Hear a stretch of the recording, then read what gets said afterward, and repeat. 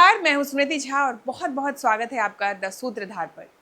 The सूत्रधार पर आज आपको सुनाने जा रहे हैं कांता भारती के उपन्यास रेत की मछली का अंतिम भाग। इस कहानी में हमने देखा कि एक स्त्री जो अपना सब कुछ छोड़कर अपने प्रेमी के पास चली आती है इस आशा में कि प्रेम से लबालब उनकी अपनी गृहस्थी होगी, जीवन प्रेम पूर्वक आनंद के साथ व्यतीत होगा।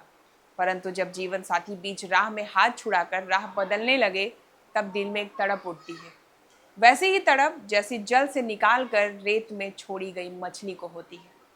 चलिए पहले सुनते हैं रेत की मछली का अंतिम भाग, फिर इस पर और भी चर्चा करेंगे। हर बसी हुई इमारत की अपनी अपनी अलग आवाजें होती हैं।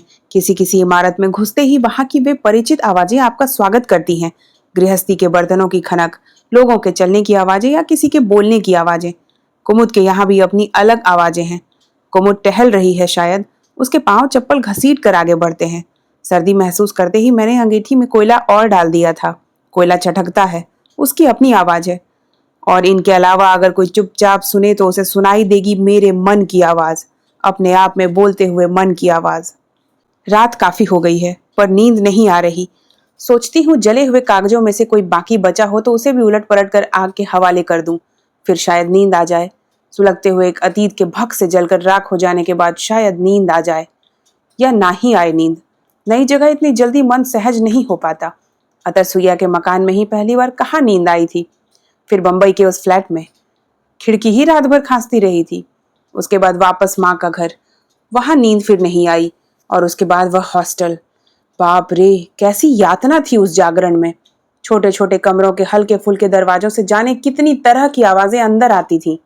कोई चीख, कोई गुनगुनाहट, कोई छीन झपट, कोई बर्तन गिरने की आवाज। अच्छा हुआ हॉस्टल छूट गया। केवल अविवाहिता और विधवाओं के लिए जगह थी वहां। मैं दोनों में से क्या हूं? विचित्र स्थिति है। भाई जी का पत्र आया था। सारी बातों पर क्षोभ के साथ साथ उन्होंने सूचना दी थी कि वे मेरे भरण पोषण के लिए शोभन को मजबूर करने की कोशिश करेंगे। कैसा भरण पोषण? जो रिश्तों की खुली छां में छिन गया वह क्या कानून की कोठरी में दोबारा मिलेगा? अविवाहिता या विधवा, इन दो कानूनी शब्दों के बीच लुटे अपने व्यक्तित्व की छटपटाहट लिए अच्छा हुआ मैं उस हॉस्टल से भी बाहर आ गई। हॉस्टल मुझे रिश्तों का एक ऐसा कब्रिस्तान लगने लगा था जहां हर कदम किसी न किसी ऐसे कब्र पर पड़ता था जिससे मरे हुए संबंधों की दुर्गंध आती थी।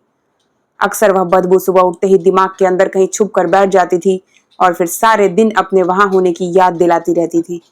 किसी के जीवन के सारे रिश्ते किसी एक ही तार से गुंथे होते हैं। तार टूटे तो रिश्तों का हर दाना छिटक कर अलग हो जाना चाहता है। नींद नहीं आ रही, लेकिन आंखें पूरी तरह खुली भी नहीं है। कमरे के अंधेरे में लगता है जैसे जले हुए कागजों की राख से बार बार कुछ लपक उठता है। अब शून्य को इसके अलावा और कुछ भर भी नहीं सकता। काफी दिनों के बाद कुछ ऐसा लगता है जैसे मोतियों की टूटी हुई माला के धागे में एक दाना और बच गया हो। तोरू, आज वह मेरे पास नहीं है। बस वही एक ऐसा संबंध है जो माला के बिखर जाने के बाद भी इस धागे में अटका हुआ है। तोरू शोभन के पास चली गई। अपनी बेबसी नहीं बल्कि प्रतिशोध की पहली पहचान के रूप में मैं उसे शोभन के पास छोड़ आई। वह वहां है और इसलिए मेरे उस अधिकार की पहचान भी वहां है जो निरंतर शोभन के अंदर एक आदमी को खोजती रहेगी और उसे वहां ना पाकर शायद मुझे बता सकेगी। कमरे के इस निराकार अंधेरे में एक बहुत छोटी बात मुझे याद आ रही है। तोरू को देने के बाद जब पहली बार नितांत अकेली होकर मैं उस घर से लौटने लगी थी तो मुझसे एक वाक्य अचानक टकरा गया था।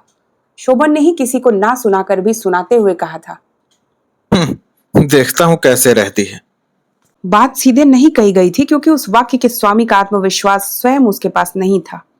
मरना तक यातना झेलता हुआ संज्ञा शून्य मेरा मन कुछ देर को स्तब्ध रह गया था, लेकिन उसके बाद उसी बहुत छोटे मन के वाक्य से एक हरा हरा पौधा उग आया था और वह आज भी मेरे साथ है। मानवीय संबंध टूट जाते हैं, वे टूट गए। उनके साथ जितना टूटना था मैं भी टूटी और बिखरी। कई बरस के अंतराल के बाद अचानक जब इस मोड़ पर पहुंची तो बेतरह टूट चुकी इन दीवारों पर वह अपना नितांत अपना हरा पौधा मेरे साथ हो लिया। इस विराट रेगिस्तान में यह नन्ही सी हरितिमा, यही तो मेरी अपनी है। एक दिन, अभी थोड़े दिन पहले ही एक अजीब घटना हो गई थी। उस छोटी सी घटना में भी किसी अतल कुएं से कम गहराई नहीं थी। नौकरी का पहला दिन था। एक बड़े कमरे में बहुत बड़ी बड़ी अलमारियों के बीच 4-5 मेजें और मैं। दोपहर तक जाने क्या हुआ कि मैं बरबस रो पड़ी। संभव है यह रोना एक ठहराव पा जाने का आश्वासन ही रहा हो। जितना अधिक मन को बांधना चाहा था, उतने ही अधिक वेग से बांध टूटता जा रहा था। उस कमरे में बैठी 2 स्त्रियों और 2 पुरुषों में से एक व्यक्ति ऐसा था जो कुछ देर मुझे जैसे हतप्रभ होकर देखता रहा, उसके बाद कमरे के बाहर चला गया था। बाकी 3 ना जाने कितनी तरह से मुझे चुप कराने की कोशिश करते रहे थे। वह चौथा व्यक्ति उस दिन दोबारा ऑफिस नहीं आया था। दूसरे दिन मैंने उसे देखा तो लगा वह काफी बदल चुका है। मुझसे सीनियर था, फिर भी उस दिन उसने मेरा काम खुद किया और चाहा कि मैं बिना कुछ किए वहां बैठी रहूं। आदमी के मन की बाहरी दीवार उतनी ठोस नहीं होती कि उस पार कुछ दिख न सके। जो कुछ उस पार दिखा, उसे उस दिन सह जाने के अलावा और कुछ चारा भी न था।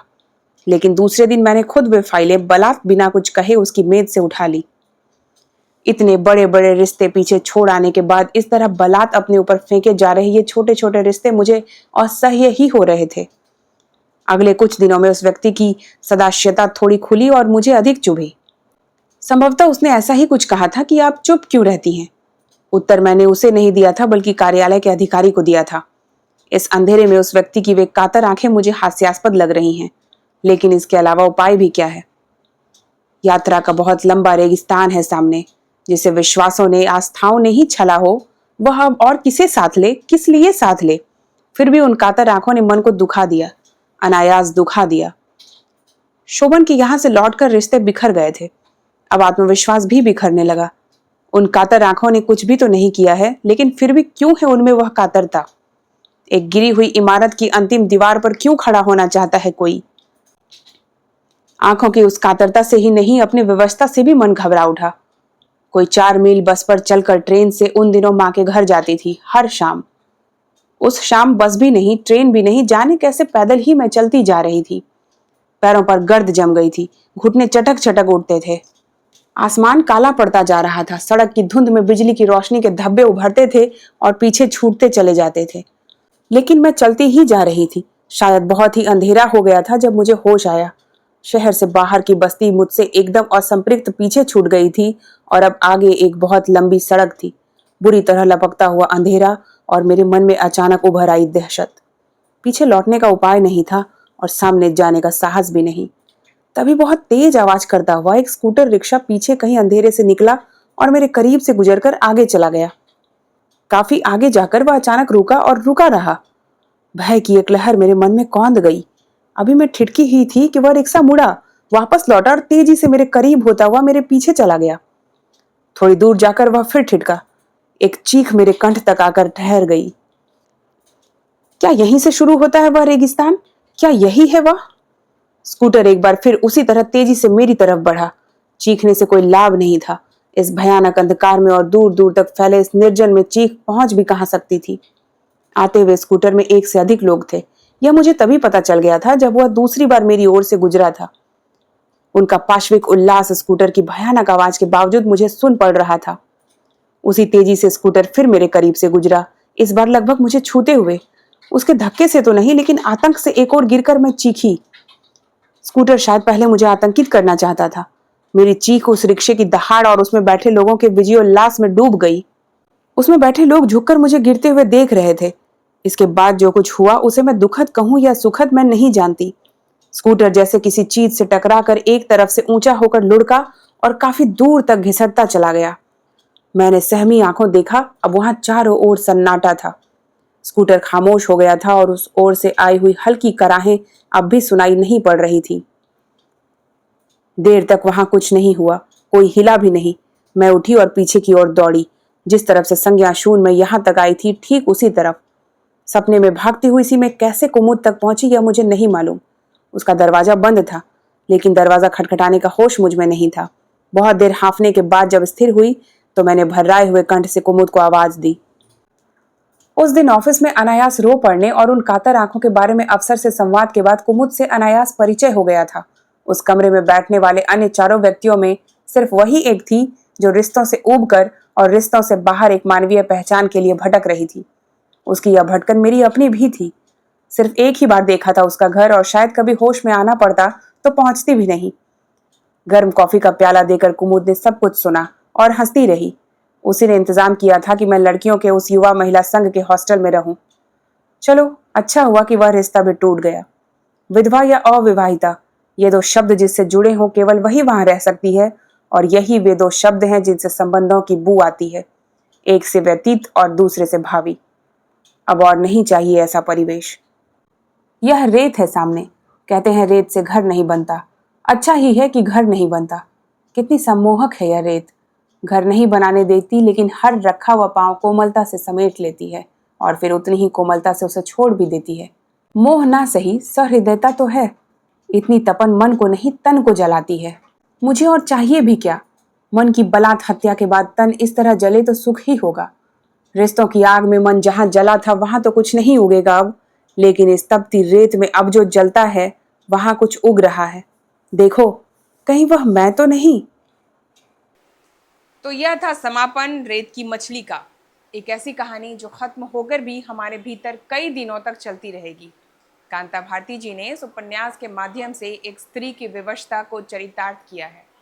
एक पाठक के रूप में कई अवसर पर कुंतल की चुप्पी आपको अखरती है। ऐसा लगता है कि कुंतल के पति को कोई छीनता जा रहा और उसने ऐसा होने दिया। कई स्थानों पर यहाँ कुंतल को एक सशक्त नारी की भूमिका निभानी थी, वहाँ कुंतल ने स्वयं को लाचार बना दिया। यदि जंगली लतर को शोभन ने नहीं काटा तो कुंतल को काट देना चाहिए था और लतर के जड़ में मट्ठा डाल देना चाहिए था, क्योंकि कुंतल ने शोभन से विवाह किया था। वह ना तो उसकी दासी थी, ना ही बाजार की वैश्या। कम से कम मैं तो ऐसा ही सोचती हूँ। आप क्या सोचते हैं कमेंट करके हमें ज़रूर बताएं। रेत की मछली का यह सफ़र आज यहाँ पूरा होता है, लेकिन 10 सूत्रधार पर साहित्य और संवेदनाओं की यह यात्रा निरंतर चलती रहेगी। हम बहुत जल्द फिर उपस्थित होंगे एक नई और कालजयी रचना के साथ। तब तक के लिए अपना ध्यान रखिए, अपनों का ध्यान रखिए। जंगली लतर को अपने इर्द गिर्द पनपने नहीं दीजिए। नमस्कार।